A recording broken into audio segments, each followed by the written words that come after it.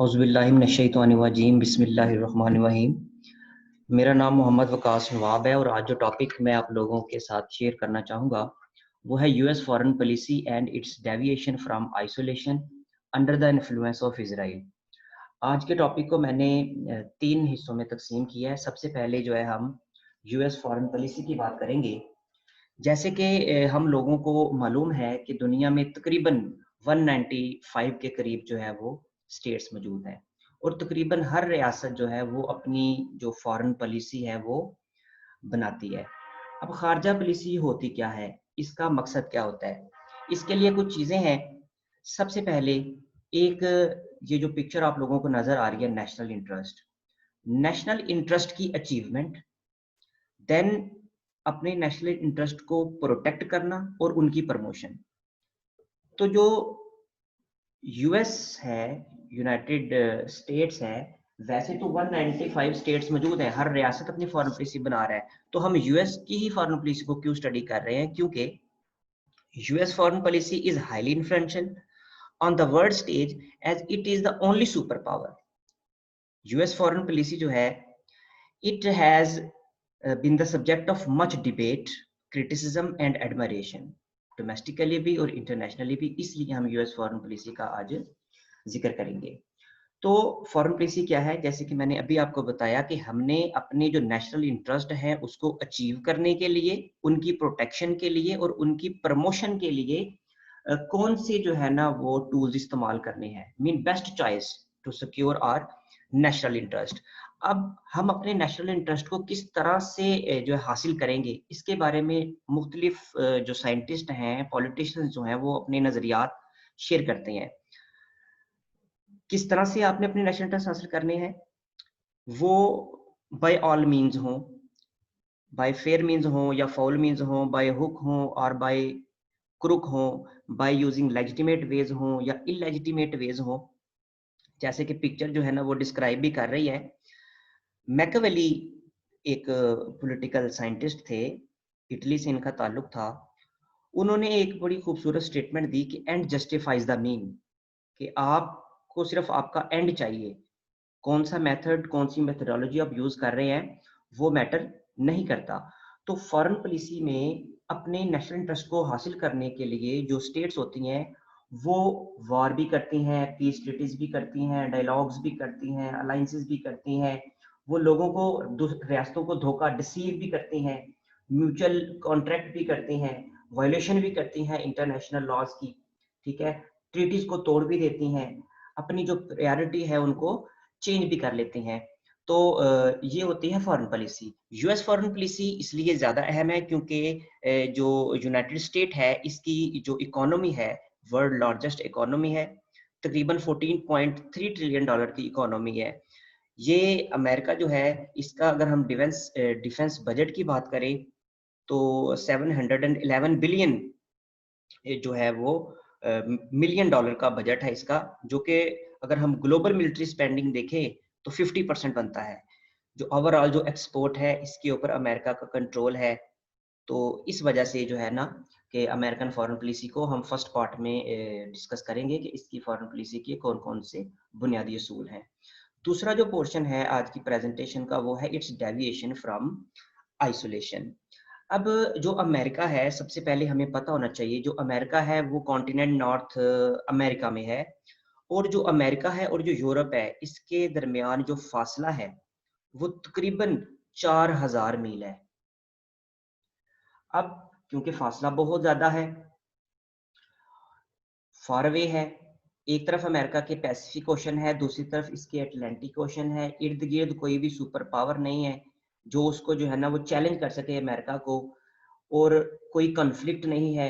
America एक resourceful country था, लिहाजा जो फाउंडिंग फादर थे अमेरिका के, जब अमेरिका फाउंड होता है in the late 18th century, तो अमेरिका के जो फाउंडिंग फादर थे जिनमें सबसे पहले जॉर्ज वाशिंगटन थे, एडम्स थे, जेफरसन थे, मेडिसन थे या हैमिल्टन थे, इन लोगों ने जो असूल बताए, जो प्रिंसिपल बताए कि किस बेस पर जो है वो अमेरिका जो है वो चलेगा, तो इन्होंने जो प्रिंसिपल शेयर किए वो अमेरिका की जो हुकूमत के फॉरेन पॉलिसी के जो रीसेंट प्रिंसिपल है उसके अपोजिट हमें नजर आते हैं। क्योंकि जो फाउंडिंग फादर्स थे उन्होंने बात की पीस की, कोऑपरेशन की, लिबर्टी की, क्योंकि अमेरिका ने खुद यूनाइटेड किंगडम से आज़ादी हासिल की। लिहाजा जो फाउंडिंग फादर थे they were always talking about peace, cooperation, liberty and equality for all। लिहाजा उन्होंने जो पॉलिसी अपनाई वो आइसोलेशन की जो है वो पॉलिसी अपनाई। इवन जो डिप्लोमेट्स थे, diplomats were guided by the idea that United state should observe political isolation from European powers. जितने भी यूरोपियन पावर्स हैं, अमेरिका उनसे आइसोलेशन की जो है वो पॉलिसी अपनाएगा, और वो पीस टाइम हो या वार टाइम हो। इवन अगर वार टाइम होता है तो फिर जो अमेरिका है वो अपनी जो एक न्यूट्रलिटी है उसको वो क्या करेगा, मेंटेन करेगा। ठीक है जी, ये दूसरा पार्ट था जिसमें हम देखेंगे कि अमेरिका जो है, जिसने पहले कहा कि वो आइसोलेट रहना चाहता है, तो क्यों अब दुनिया में किसी भी इलाके में कोई भी इशू होता है तो लिबर्टी के नाम पे, डेमोक्रेसी के नाम पे जो अमेरिका है वहां पर क्या करता है, इंटरवीन करता है। ठीक है, और इसको फिर जो है ना वो लेजिटिमाइज करने की भी कोशिश करता है। तीसरा जो पार्ट है आज की प्रेजेंटेशन का वो है जी इन्फ्लुएंस ऑफ इजराइल। इजराइल की अगर हम बात करें तो इजराइल एक छोटा सा मुल्क है, मिडल ईस्ट में ये कंट्री है, तकरीबन 22,000 किलोमीटर का इसका एरिया है। इसकी अगर पॉपुलेशन की बात करें तो सिर्फ 90 लाख है, जिसमें यहूदी 70% के करीब है, मुसलमान भी 20% के करीब है, और बाकी जो है ना 2-3% क्रिश्चियन भी यहाँ पे रहते हैं। ये अपनी जो बॉर्डर है, ये जो कंट्री है इजराइल, ये इजिप्ट के साथ, जॉर्डन के साथ, सीरिया के साथ, फ़लस्तीन के जो टेरिटरीज हैं, वेस्ट बैंक और गजा स्ट्रिप, इनके साथ अपना जो बॉर्डर है वो शेयर करता है। अगर हम इसराइल की इस्टेब्लिशमेंट की बात करते हैं कि क्या जो इसराइल है इसकी जो इस्टेब्लिशमेंट हुई ये कॉन्स्टिट्यूशनल है, लीगल है, तो जो यूनाइटेड नेशन जो कि 24 अक्टूबर 1945 को बनती है, यूनाइटेड नेशन ने जो है ना एक पॉलिसी, एक प्लान पेश किया 1947 में ही, कि जो अरब है इनमें ज्यूइश की एक जो है ना अपनी एक रियासत, एक स्टेट होनी चाहिए। मगर जो अरब स्टेट्स थी उन्होंने इस प्रपोजल को, यूनाइटेड नेशन की इस प्रपोजल को रिजेक्ट किया। मगर मई 1948 में क्या होता है कि जो ये इजराइल के नाम से ये जो एक रियासत थी इसको इस्टेब्लिश कर दिया गया। अब जो इन्फ्लुएंशियल स्टेट्स थी जिसमें फ्रांस, यूएस या यूके, इन लोगों ने जो है ना इजराइल को सपोर्ट किया कि ठीक है ये रियासत जो है ना वो होनी चाहिए। अब in spite of its unlawful existence, इसकी जो एक नाजायज जो हैसियत है, in spite of its unlawful existence, this small state has remained very successful in convincing influential states. US के साथ इजराइल का कोई कंपैरिजन नहीं है, मगर हम किस तरह से कह सकते हैं कि under the influence of Israel जो अमेरिका है वो अपनी फॉरेन पॉलिसी को चेंज करता है। वो इस वजह से करता है क्योंकि जो ये स्मॉल स्टेट है ये बहुत सक्सेसफुल रही है in convincing influential states to support and promote its dishonest claims through its effective lobbying in educational, social, political and even religious grounds. हर एस्पेक्ट को अगर हम देखें तो इसने एक बड़ी इफेक्टिव जो है ना वो लॉबिंग की है, जिसकी वजह से जो है वो अमेरिकन जो स्टेट है वो बाउंड हो जाती है कि वो जो इजराइल का जो स्टांस है उसको माने। इसके लिए डिफरेंट जो इदारे जो एक्टिविस्ट काम कर रहे हैं, इसमें क्रिश्चियंस यूनाइटेड फॉर इजराइल है, इसके अलावा the American Israel public affair committee है, जो कि ये काम करते रहते हैं, इजराइल के जो इंटरेस्ट हैं उनको प्रमोट करने के लिए हर वक्त तैयार रहते हैं। ये अब हम देखेंगे why foreign policy, inspiration of US foreign policy, billiard ball model देखेंगे, यूएस जो फॉरेन पॉलिसी है, motivated Israel motivated lobby in US देखेंगे, वाई यूएस सपोर्ट इजराइल, और अल्टीमेटली जो है हम इसका कंक्लूजन देखेंगे। सबसे पहले जब हम बात करते हैं why foreign policy, foreign policy के बारे में अगर हम अमेरिकन कॉन्स्टिट्यूशंस को देखें तो इनका जो फॉरेन पॉलिसी का जो एजेंडा है उसमें होता है कि to create a more secure, democratic and prosperous world for the benefits of the American people and international community. सबसे पहले तो फॉरेन पॉलिसी के अगर हम एजेंडा को देखें जो यूएस कॉन्स्टिट्यूशन में लिखा हुआ है, वो यही बात करते हैं कि हमारा मकसद है कि हम जो डेमोक्रेसी को और एक जो मोर सिक्योर वर्ल्ड है उसको जो है ना वो इंश्योर करें, अमेरिकन के लिए भी और जो इंटरनेशनल कम्युनिटी है उसके लिए भी। तो जो फॉरेन पॉलिसी है वो क्या है? Foreign policy is actually a rational and comprehensive process of a nation state to cultivate and promote different kinds of relation in external environment. It consists of certain decisions and actions which involve relations to some appropriate extent between one state to another. It is an external document which every state develop while establishing its relation. हर रियासत के लिए जरूरी होता है कि जब भी वो अपने जो रिलेशंस हैं दूसरी स्टेट्स के साथ वो डेवलप करती है तो एक खास किस्म का रवैया जो अपनाती है। फॉरेन पॉलिसी के बारे में लॉर्ड पॉमरस्टोन जो कि ब्रिटिश फॉरेन मिनिस्टर थे, उन्होंने भी कहा था कि foreign policy doesn't remain same, it is keep on changing, क्योंकि जो there is neither a permanent friend nor a permanent foe. अब ये डोनाल्ड ट्रंप है या जो ये रशियन प्रेसिडेंट हैं, अब ये एक दूसरे की आइडियोलॉजिकल जो है ना वो दुश्मन है, फिर भी एक दूसरे के साथ अलायंस कर रहे हैं।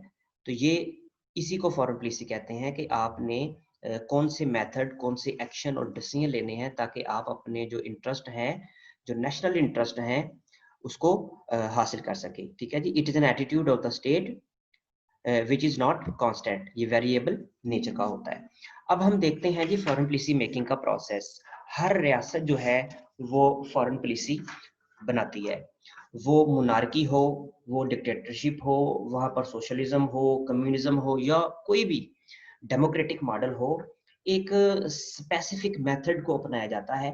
और मकसद इनका, हर गवर्नमेंट का मकसद यही होता है कि हम किस तरह से अपने जो नेशनल इंटरेस्ट हैं उनको हम अचीव करें, उनको प्रोटेक्ट करें और उनको प्रमोट करें। तो फॉरेन पॉलिसी मेकिंग प्रोसेस में ये जो चीजें हैं, डोमेस्टिक पॉलिटिक्स है, इकोनॉमी है, मिलिट्री कंडीशन है या इंटरनेशनल जो कॉन्टेक्स्ट है, इन तमाम चीज़ों को हर मॉडल जो है पेश नज़र रखता है। और उस कंट्री के जो डिसीजन मेकर्स हैं, यानी गवर्नमेंट के जो ऑफिशियल्स हैं, कैबिनेट के मेंबरान हैं या कानून साज असम्बलियाँ हैं, वो डिसीजन मेकर इन तमाम चीज़ों को पेश नज़र रखते हुए क्या करती हैं? फॉरेन पॉलिसी को डिजाइन करती हैं।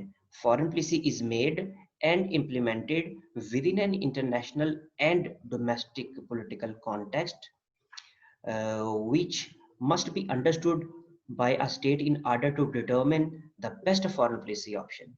कि क्या कौन सी जो foreign policy option है हमारे लिए बेस्ट है। In this regard, specific procedure or method is observed or followed, which is usually entitled as foreign policy making process। अब ये कुछ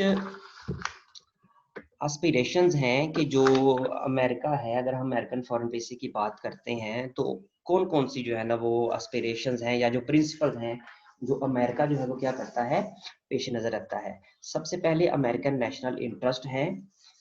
मैंने आपको वेरी फर्स्ट स्लाइड में भी जो है ना वो बताया कि जो कोई भी जो स्टेट है वो अपने नेशनल इंटरेस्ट को हासिल करने के लिए किसी भी हद तक जा सकती है। वो वॉर करे, वो पीस करे, वो डायलॉग्स करे, वो अलायंस करे, वो दूसरी स्टेट्स को धोखा दे, वो जो है ना वो ट्रीटीज को तोड़ दे, इंटरनेशनल लॉ को मानने से इनकार कर दे। तो इसी तरह जो अमेरिका है सबसे पहले जो है उसका जो मेजर जो फोकस और जो कंसर्न है, बीइंग द वर्ल्ड चैंपियन, वो यही है कि अमेरिका जो है वो अपने नेशनल इंटरेस्ट को परसू करेगा। ठीक है। देन है जी protecting territorial integrity of the allies. America के जो अलाइज हैं, जो दोस्त हैं, क्योंकि अमेरिका, जैसे कि सर ने जो है एक वीडियो हमारे साथ शेयर की थी कि तकरीबन दुनिया का कोई भी ऐसा मुल्क नहीं है जहां पर अमेरिका के जो है ना वो फौजी अड्डे मौजूद नहीं है।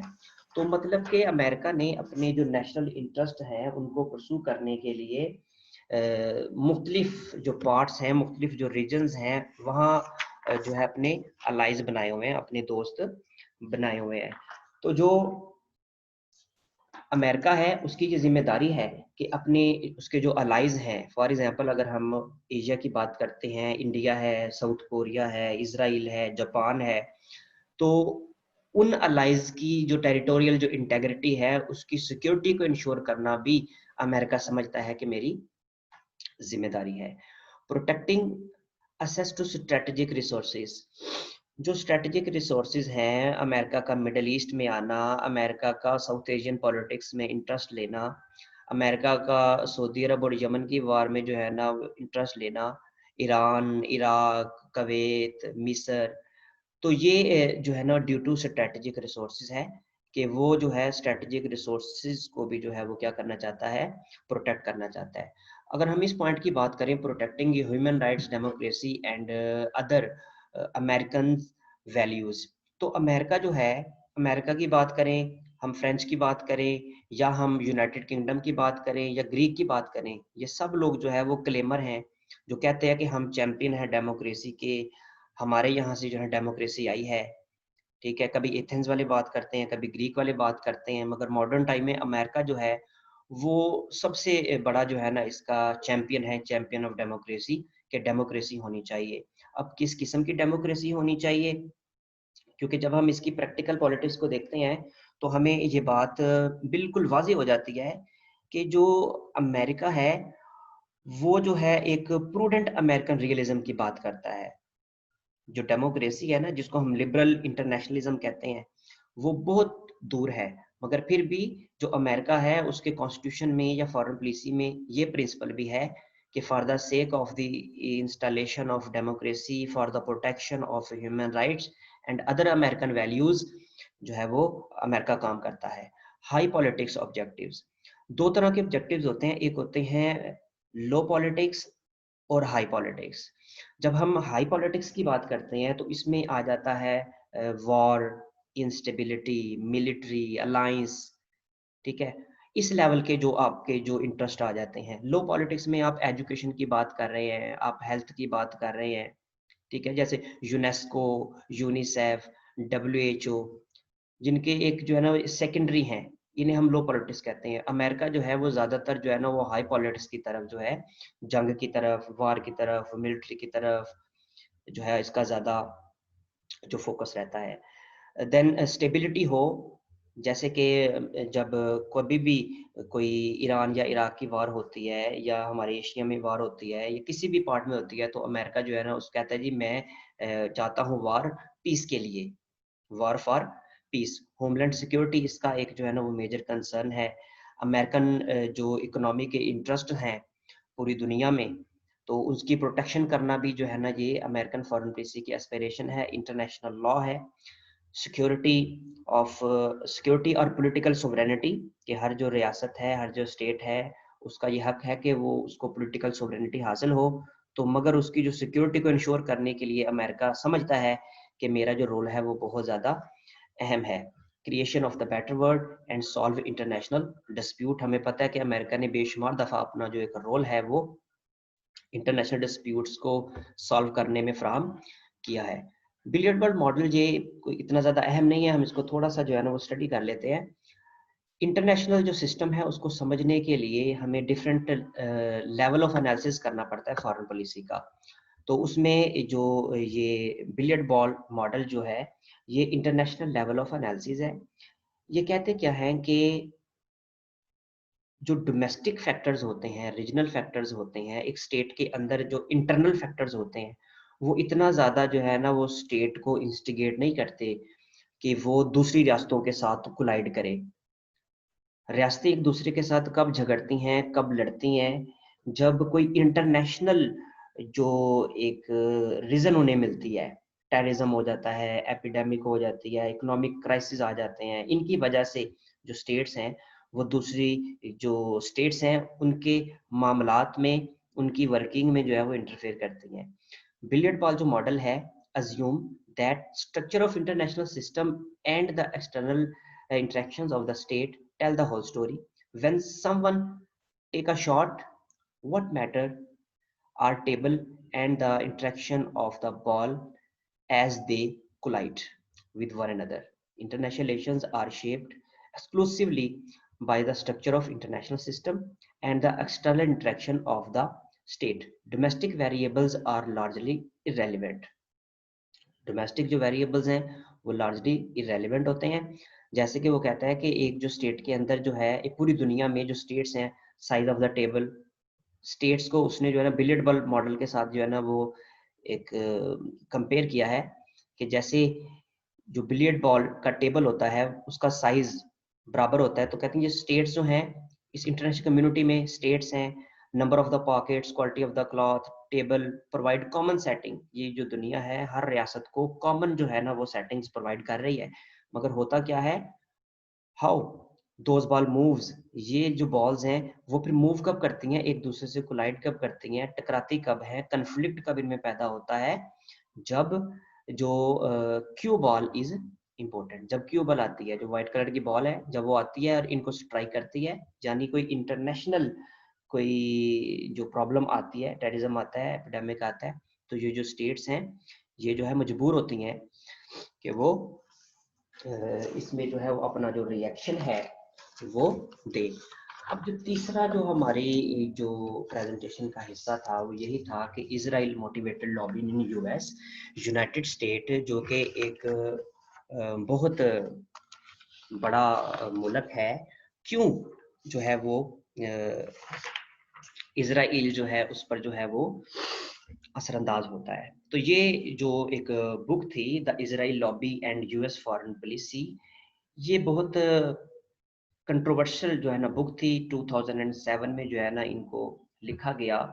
जॉन मिशैमर एक पॉलिटिकल साइंटिस्ट थे यूनिवर्सिटी ऑफ शिकागो में, और फिर इसके अलावा जो है ना वो स्टीफन वॉल्ट, ये भी प्रोफेसर थे।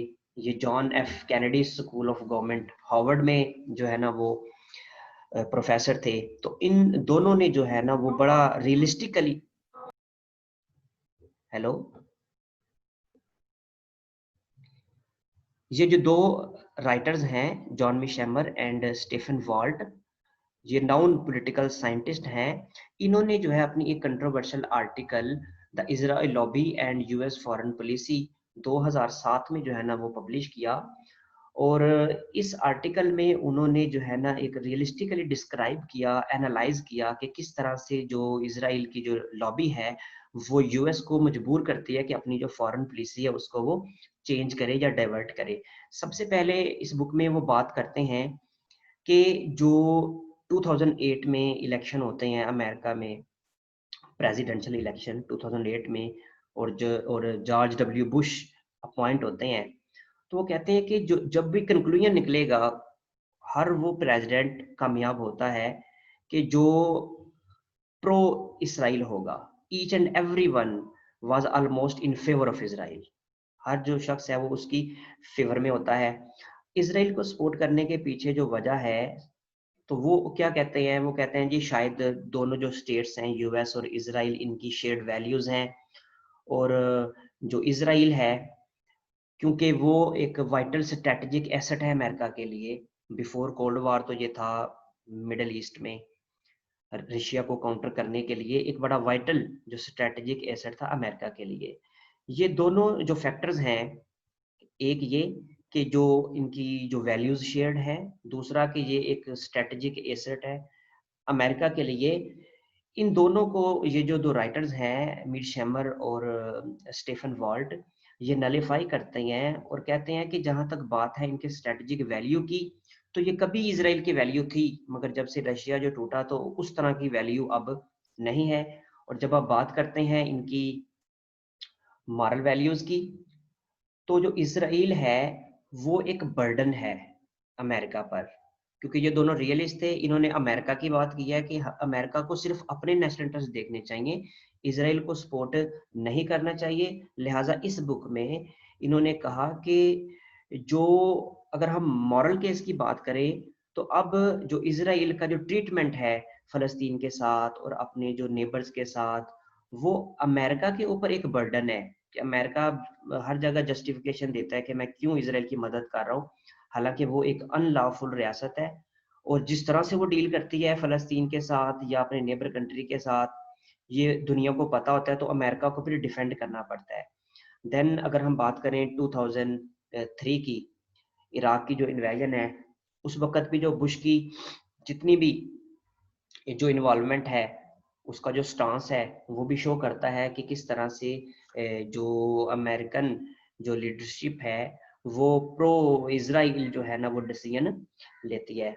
इजराइल जो लॉबी है वो किस तरह से जो है ना वो फंक्शनल होती है, इसमें सबसे पहले तो जो कांग्रेस के जो मेंबर हैं, इसके अलावा पब्लिक पॉलिसी ऑर्गेनाइजेशंस हैं, आम जनरल जो पब्लिक है, ठीक है जी, इसमें जो डिफरेंट जो ग्रुप्स काम कर रहे हैं, उनमें AIPAC है, जिसको हम American Israel public affair committee कहते हैं, अमेरिकन जूइश कमेटी है।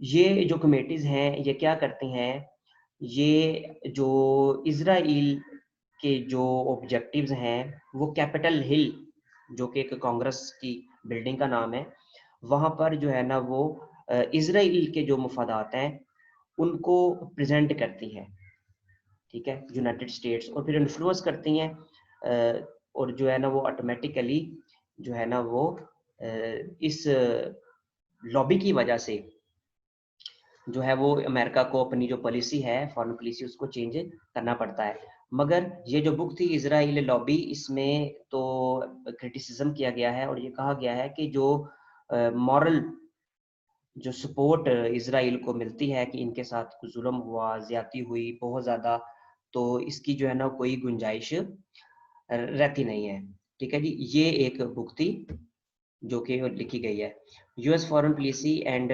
Operation Desert storm.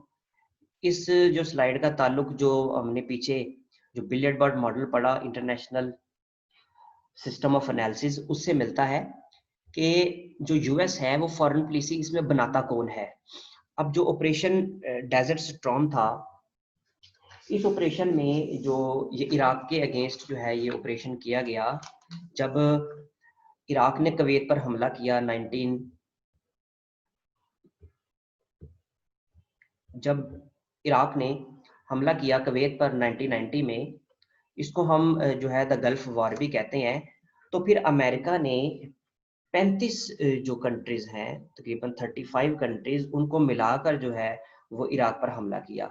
अब ये जो फॉरेन पॉलिसी कैसे डिजाइन हुई, president, the secretary of state, the Defense National Security Advisor, hosts the additional civilian military intelligence officials had meeting, reviewed the intelligence and consulted with one another and with US allies around the world. US officials shared a common commitment to the set of core national interest, maintaining access to Persian Gulf oil, maintaining the credibility of the US commitments to its friends and allies, maintaining a favorable balance of power in Middle East, diplomatic pressure, कि किस तरह से जो है ना वो operation की तरफ जा रहे हैं कि आप इसके ऊपर डिप्लोमेटिक प्रेशर डालें, economic constraint through United Nation, concluded the military force Operation Desert Storm. के मीन यूएस में फॉरेन पॉलिसी बनाते हुए ये एक शख्स जो है वो डिसीजन नहीं ले सकता, बल्कि ये तमाम लोग मिलके और एक पूरी जो ग्राउंड बनाने के बाद जो है वो क्या किया जाता है, कोई एक्शन लिया जाता है। अब यहाँ पर कुछ रीजन जो है ना वो लिखी हुई हैं कि जो यूनाइटेड स्टेट्स है वो इसराइल को सपोर्ट करता है, उसकी सपोर्ट करने के पीछे जो वजूहात हैं वो कौन कौन सी हैं। सबसे पहले जी ट्रस्टवर्दी अलाई है मिडल ईस्ट में, क्योंकि मिडल ईस्ट में ज़्यादातर जो स्टेट्स हैं वो अरब स्टेट्स हैं और वो इतनी ज़्यादा जो है ना वो ट्रस्टवर्दी नहीं कंसीडर होती जितना कि इसराइल जो है अमेरिका के लिए। तो सबसे पहले ये एक रीज़न है। देन मॉरल कमिटमेंट है इसराइल की सर्वाइवल की, क्योंकि होलोकॉस्ट हुआ सेकेंड वर्ल्ड वॉर में, तो ये उन्हें एक मॉरल ग्राउंड मिली, जिसको जो बुक थी the Israel lobby and US foreign policy में मीर शिमर ने नलीफाई भी किया। Then advance US interest in the Gulf, Gulf में यूनाइटेड स्टेट्स के जो इंटरेस्ट हैं उनको एडवांस करने में जो है जो इसराइल है वो ज़्यादा सूटेबल है। कॉमन शेयर्ड वैल्यूड है एंड हिस्ट्री है। Israel has predominant airspace throughout the region. Israel की जब हम बात करते हैं तो इसराइल ने जो अपने जो रीजन है उसके अंदर बहुत ज़्यादा जो है ना वो, क्योंकि साइंटिफिक डेवलपमेंट हासिल की है और इसकी जो एयरफोर्स है पूरे रीजन में सबसे जो बेहतर है। इसलिए अमेरिका को किसी दूसरे के पास जाने की जरूरत नहीं है, लिहाजा वो इसराइल पर जो है ना वो ज़्यादा रिलाई करता है। इसराइल की जो इंटेलिजेंस सर्विस है मोसाद, वो असिस्ट करती है अमेरिकन इंटेलिजेंस एजेंसी CIA को।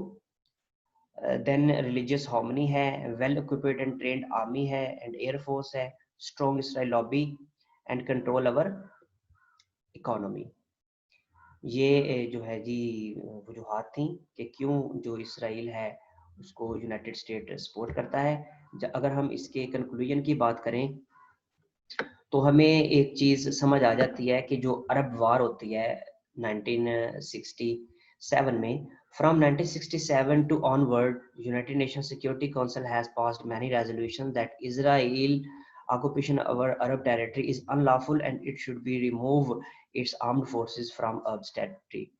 In reaction of these resolution, Israel defied and challenged.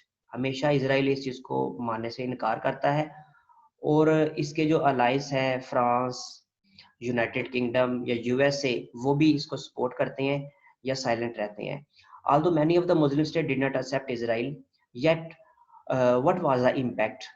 मुख्तलिफ रियासतें हैं जो कि इसराइल को नहीं मानती, पाकिस्तान भी नहीं मानता, मगर पाकिस्तान के ना मानने से या दूसरी स्टेट्स के ना मानने से इसका इम्पैक्ट फैक्टर क्या होता है? इन स्पाइट ऑफ प्रेशरिंग, क्योंकि हम तो उनको प्रेशर डाल रहे हैं, एंड लिमिटिंग इसराइल, इसकी जो टेक्नोलॉजी है, it's technology, economic development, scientific advancement, her influence over the world and her lobbying strength in legislature and decision making process in US has multiplied many time। कि mean इतने ज़्यादा इनको pressure डालने के बावजूद इसराइल जो है वो बाय लीप्स एंड बाउंड तरक्की कर रहा है।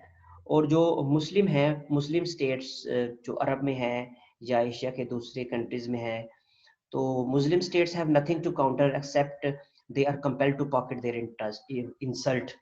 ठीक है जी, उनके पास कुछ नहीं है, वो उनको रिटेलिएट नहीं कर सकते, उनका मुकाबला नहीं कर सकते। We should not accept Israel. जो मुस्लिम स्टेट्स हैं वो इस तरह की कॉम्प्लीमेंट जो है ना वो दे रहे हैं, उनका टेक्नोलॉजी में, इकोनॉमी में, साइंटिफिक एडवांसमेंट में मुकाबला नहीं कर रहे, बल्कि इस तरह के कॉम्प्लीमेंट देते हैं। We should not accept Israel, Israel is an illegal state, Israel stop killing, get lost from फलस्तीन, इसराइल मुर्दाबाद and many other declarations can never cost any loss to Israel. तो इस तरह की जो स्टेटमेंट्स हैं या जो नैरेटिव्स हैं वो इसराइल को कभी भी नुकसान नहीं पहुंचा सकती। Muslim states are always on receiving ends and no, Israel and US is more near to India, Arab are more near to US and Israel. This must be a subject why Arabs are no in good relations with Israel। अभी आप देखें कुछ ऐसे अरब countries थे जो जिन्होंने Israel को नहीं माना, मगर अभी वो भी जो है ना वो आहिस्ता आहिस्ता जो है वो इसराइल को मान रहे हैं, एज अ नेशन एक्सेप्ट कर रहे हैं। इसकी वजह क्या है, रीज़न क्या है? तो मुझे तो लगता है मे बी इनकैपेबिलिटी है अरब कंट्रीज की, अरब स्टेट्स की, क्योंकि वो इस कैपेबल नहीं है कि जो इसराइल है उसका जो है वो मुकाबला करे। इसलिए वो रिसीविंग एंड पे आते हुए क्या करती हैं, अपनी जो नाकामी है, जो डिफीट है, उसको एक्सेप्ट कर लेती हैं और कहते हैं जी कि हम अपने जो ताल्लुकात है वो उनके साथ बेहतर कर ले, यही ठीक है। Thank you very much. जी सर।